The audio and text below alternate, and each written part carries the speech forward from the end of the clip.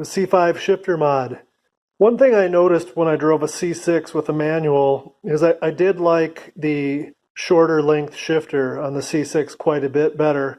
You can get a whole aftermarket, or actually a new, I think, C6 shifter for your C5 for like 270 bucks. But I'm going to try this route first. I'm going to modify this by shortening it about an inch. I think that would be a pretty good noticeable difference. And keep in mind, the shorter you make the shifting rod, the harder the shifts are going to become. It's simple physics. So everything you do with the shifter, there's a trade-off.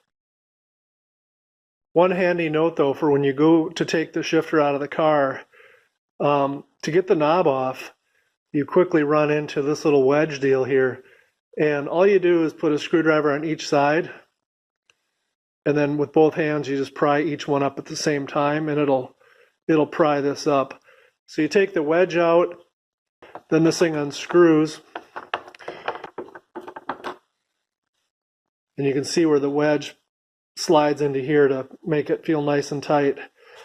So all we're going to really do, we are going to take 3/4 of an inch out of this by cutting it off, and I'll grind the wedge a little further down, and that's all we're going to do. But this really isn't that long anyway, so taking out 3/4 of an inch is a material difference. So I'm just going to get a hacksaw and cut 3/4 of an inch off.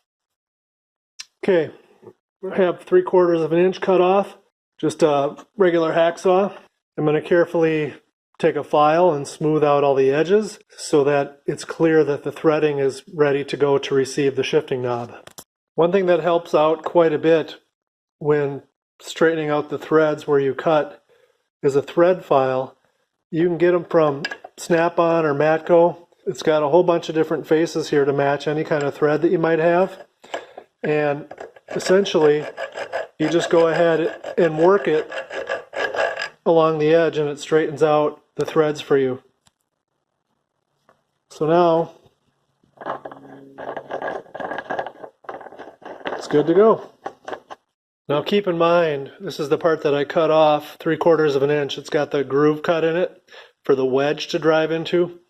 I need to go ahead and make this groove deeper, right down to a little bit past where it's no longer threaded. To do that, I'm just going to take a cutoff wheel and very carefully grind out a slot.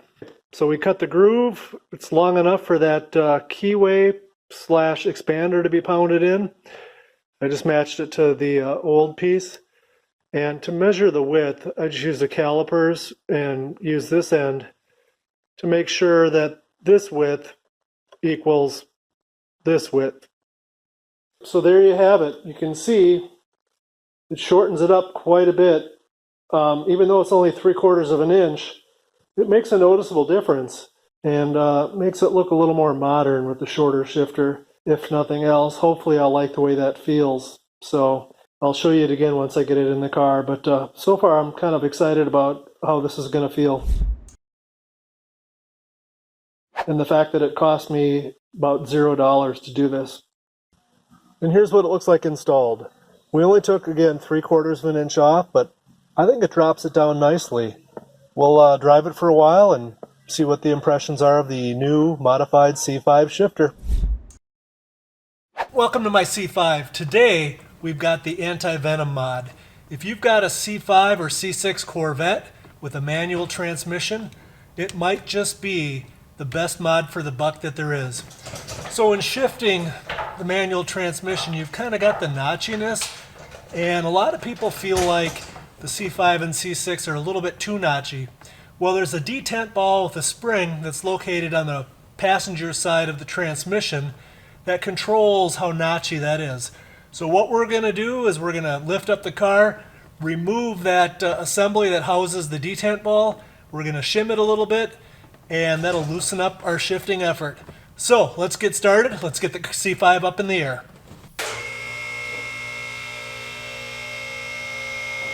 Okay, let's go ahead and approach the car from the passenger side. I'm going to slide underneath here. Rear A-arm, composite leaf, passenger side exhaust pipe, and let's see if we can sneak in here and get a view of it. There we go. It's pretty high up on the transmission. I think it's a 15/16. Okay, we've got the socket wrench on the socket.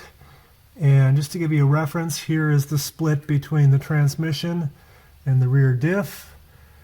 And we've got the exhaust passenger side right here.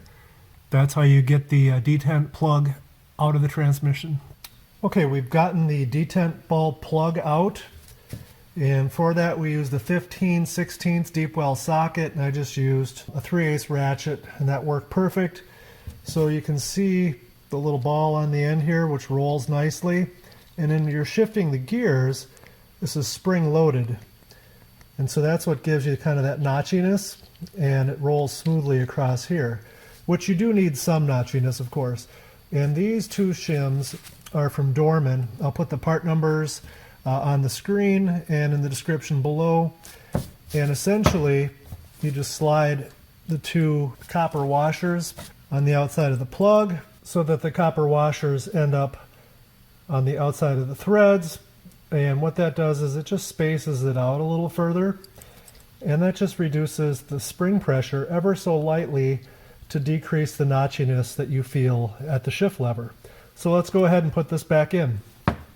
Okay, we've got the detent plug back in and torquing it down to 30 foot-pounds, and we should be good to go. Happiness is a C5 manual transmission with the Anti-Venom and the Shorten Shifter mod performed.